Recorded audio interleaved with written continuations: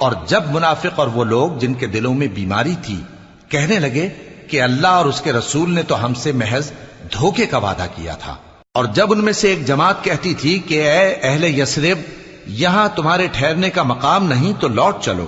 اور ایک گروہ ان میں سے پیغمبر سے اجازت مانگنے اور کہنے لگا کہ ہمارے گھر کھلے پڑے ہیں، حالانکہ وہ کھلے نہیں تھے، وہ تو صرف بھاگنا چاہتے تھے، اور اگر فوجیں اطراف مدینہ سے ان پر آ داخل ہوں پھر ان سے خانہ جنگی کے لیے کہا جائے تو فوراً کرنے لگیں، اور اس کے لیے بہت کم توقف کریں،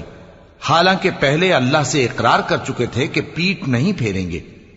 اور اللہ سے جو اقرار کیا جاتا ہے اس کی ضرور پرسش ہوگی۔ کہہ دو کہ اگر تم مرنے یا مارے جانے سے بھاگتے ہو تو بھاگنا تم کو فائدہ نہیں دے گا،